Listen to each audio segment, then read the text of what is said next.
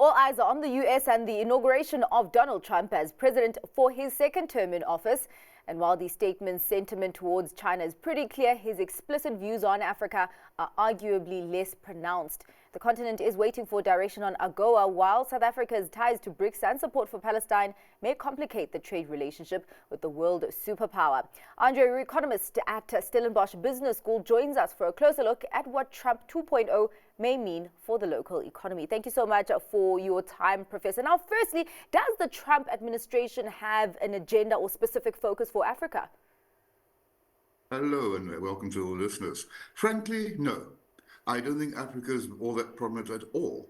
In fact, one can't really recall much said during his election campaign about Africa. I think he sees Africa, I'm afraid, as being rather peripheral to his grander schemes. Yeah. Well, just shed some light because, obviously the big focus now for economists and investors is the tariffs that he's been threatening to impose on all imports coming into the U.S. Of course, we know that the ones that are more pronounced are for China. But just shed some light for us on what the context of tariffs on South Africa looks like at this point, because also I do understand that there were tariffs that were imposed on steel and aluminium before COVID. And of course, we do have the relief that we get currently from AGOA.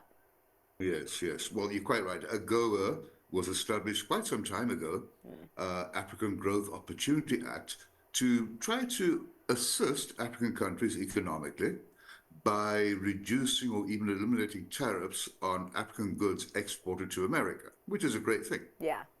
But America calls the shots. It's their act.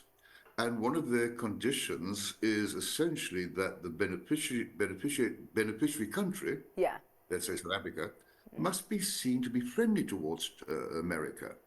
Now, Donald Trump is probably adopting a policy along the lines of my enemy's friend is my enemy. So we are friendly with China, and we are fairly friendly towards Russia, obviously also two of the initial members of BRICS. And as you pointed out, we seem to be kind of anti-Israel, that maybe not be all that conducive to Donald Trump's liking. And he then has the right to take us off the list of AGOA beneficiaries, which of course will not be good news for us. America is not necessarily our biggest export destination, but it's a very important one. We can ill afford to lose that export revenue and the benefits of those exports. I think one should also add, it might work against us in a different way. As you quite rightly said, he has suggested imposing even more punitive tariffs on China. Yes. Now, that could result in a total almost disruption of global trade. And Africa and South Africa might be caught in the crossfire. We might be the sort of the collateral damage of this trade war between China and America. Yeah, I hear you on that, because I was going to ask you about the kind of indirect headwind that might come onto South Africa because of those specifically harsh punitive tariffs against China. Just on, this kind of blanket tariff that he has threatened to impose.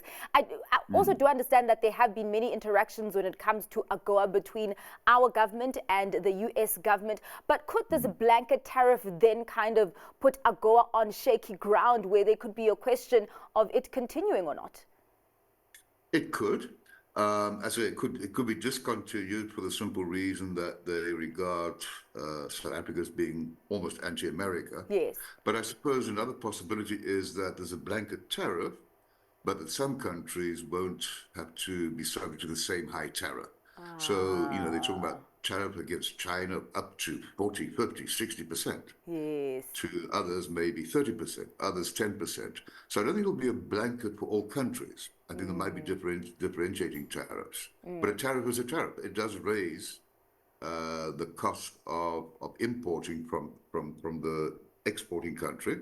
It's to the detriment of the exporting countries, to the benefit, one would think, or he thinks, benefit of America. And of course, that's where he's very popular. You just remember, he's on a high. He got this resounding victory in the election. He has the majority, his party's majority in the House of Senate, in the Senate House of Representatives, and the American economy, in some ways, doing quite well. Their GDP is back to pre-COVID levels, unemployment very low, inflation falling. But the tariffs could raise inflation in America by raising the cost of imported goods, and with this very clear stance, I mean, this is the one that's probably going to see happening within hours, on so-called illegal immigrants and kicking them out, ejecting them, evicting them. That is essentially cheap labor. So that cheap labor goes out the back door. And with unemployment low as it is, that means the labor market tightens up, labor costs rise, and adds more inflationary fuel in America. Now, we spoke about indirect impacts. Yeah. So the combination of higher tariffs in America and rising labor costs means a double whammy for inflation in America, which means that their lowering of interest rates might slow down. Yeah. And then if we do lower our interest rates here, then the rand could come under pressure. The dollar could strengthen at the expense of any other currency, including the rand. So indirectly, it could mean that our own softer interest rate policy might be not postponed or not terminated, but curbed, slowed down. So we're either going to see the rand weakening against the dollar, along with many other currencies. Yes, yeah. Or we're going to see interest rates coming down here, but not as profoundly as previously. Well, while we are on that topic of the currency wars here, because there is the suggestion that BRICS has come up with for there to be a BRICS currency. Of course, something that Donald Trump is incredibly in opposition of. Of course, he's come up with a threat of imposing 100% tariff if BRICS does go through with trading in their own currency instead of the dollar. How closely are economists watching this at this point? Very closely, obviously. By the way, he's also just introduced his own cryptocurrency, his own Bitcoin, as it were. But he will obviously try his very best, almost at all costs, to preserve the state of the dollar as the world's premier currency. And even as things stand now, the dollar still dominates the currency market, way more than 50%. I think what we probably will see happening, emerging, is, whereas up to now we've had, let's say, 4 key currencies, the dollar, the euro, the yen, and the British pound, we could see another one entering the ranks of being amongst the top 5. Whether that be the Chinese yuan or some kind of BRICS currency, we'll have to see. I don't see any currency superseding and really taking on the dollar and beating the dollar. No, I don't think that's going to happen. All right. Well, we do have to wrap up the conversation there, but thank you very much for your insights there as Donald Trump gets inaugurated into office today, Professor. That was Roux, economist at Stellenbosch Business School.